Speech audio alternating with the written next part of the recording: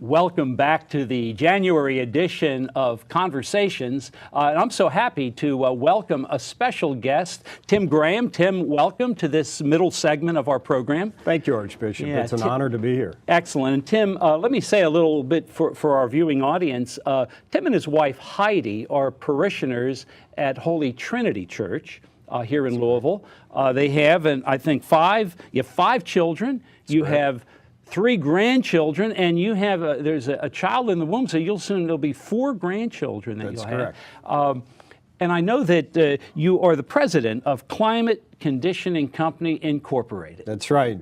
Some people know us as Triple C. I love it. I love it. Thanks. Well, Tim, the reason I'm so happy you said yes to coming, it's something I'm really excited about. We'll have the first Archdiocesan Men's Conference. That's correct. And it's coming up. The theme of this conference will be, for those of you who are viewing this, it'll be called Learning and Living Our Faith, the Difference that Jesus Makes. And it's going to be on the last day of March 31st.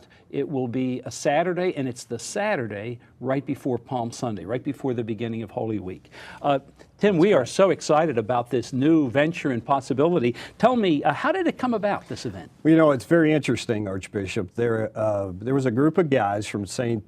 Bernadette, and they participate in a men's ministry called That Man Is You. Mm-hmm. And last year they attended a Catholic men's conference in Cincinnati. And it went very, very well, and they really enjoyed it. And as they were driving home, one of the guys, and I think it was probably David Such, who's my co-chair from St. Bernadette, David said, you know, why don't we have a Catholic men's conference in Louisville? Right. And all the guys in the car said, yeah, I mean, why don't we? And then there was total silence because, you know, the next guy who talks is in charge. Yes, exactly. But finally David said, let's pursue this. And they actually contacted the Record.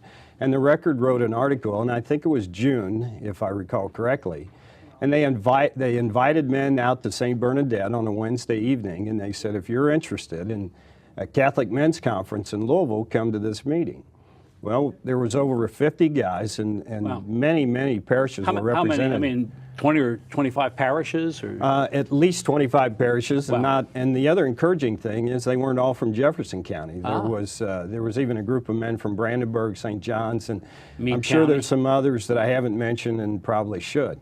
But out of that meeting, the decision was made that there's a real interest in having our own Catholic men's conference. Wow. So we made the decision to do that.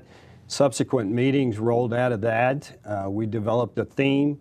The primary theme is the difference Jesus makes, mm-hmm. and then learning and living our faith. We're going to put that up on the screen. You mentioned the purpose. It's one day. So how long, right. for someone who might be interested, how long of a commitment is that? Because it's going to be at Our Lady of Lourdes? It's at Our Lady of Lourdes, March 31st. Right. It's the Saturday before Palm Sunday or the beginning of Holy Week. And it's also the day of the Final Four. So we made the decision that we need to restrict our time frame. Actually, we begin about 8 and we're finished at 1. At 1 o'clock. Well, listen, hey, I tape things. Not everybody is that creative. They want to be in front of that TV set. But your point is, if somebody wants to be part of the Final Four, they can do both. That's correct. And why would they choose the Final Four over a men's conference? They want to do both. You're absolutely right. All right, that's good. Now, let's just talk a little bit about the content. What are some of the things that someone who gets involved, registers, can expect? Okay.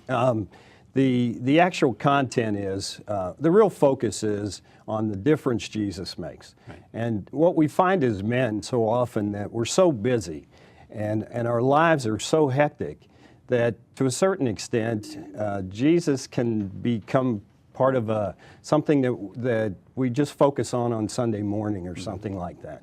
And if that's all we're focused on, then he probably doesn't make much of a difference. Mm-hmm. But what we're really finding is that men are searching for more, and they want to really turn that out and turn that around upside down. Instead of just having Jesus, you know, a 1-hour appointment on Sunday morning with Jesus, we turn that around to the point where God is really the center of our lives. And from that really flows the desire to learn your faith and to fully live your faith. So just hearing your witness is a great thing. Well, I Yeah. appreciate that. Yeah, I know.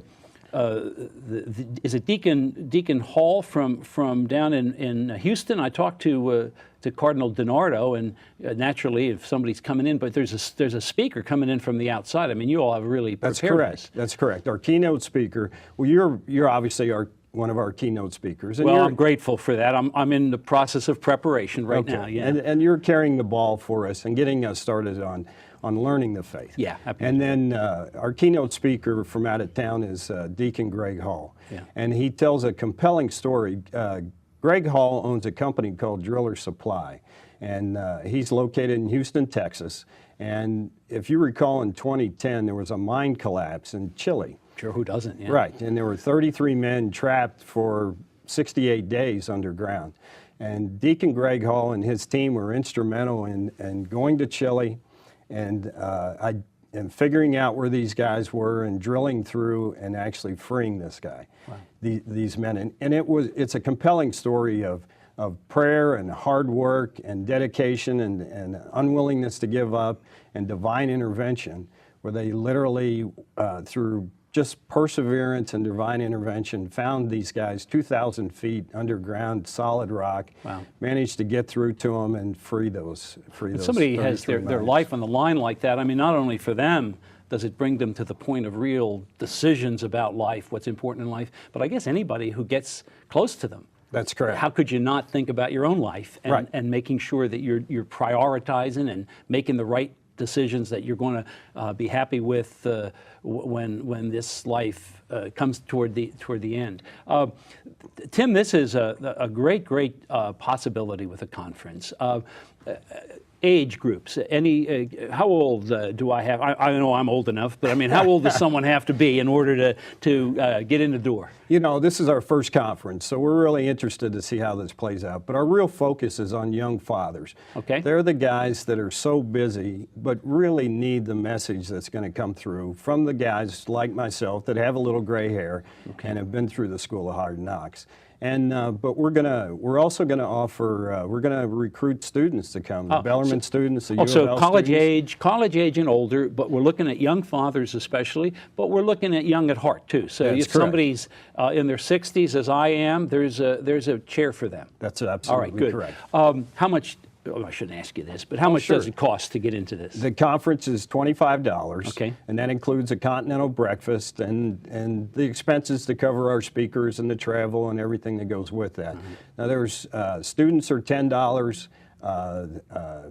the priests are 10 Hail Marys, and if people can't afford that, then all they have to do is contact You'll us find a and we'll way. work You it don't out. want money to interfere. All right. That's absolutely well, correct. I think this is exciting, and for it to be the first year, and why would someone not want to come? That's exactly when it's right. right on the threshold of Holy Week. That's right. Yeah. Tim, I'm thrilled with this opportunity to speak with you. I know I went to one of your planning meetings and was amazed. I just want to make sure I got out of the way because they're high-powered people. You all are in getting involved. The church is very blessed. And as you know, vocation of the layperson, the call to holiness and the call to renew the face of the earth is the central call of your baptism. So I thank you for that. Thanks for being here with me. I know we'll be flashing up the information as we're talking for our viewers. I'm very, very grateful. Okay. And I'm grateful for you who are viewing. Please stay tuned for the third and final segment of Conversations.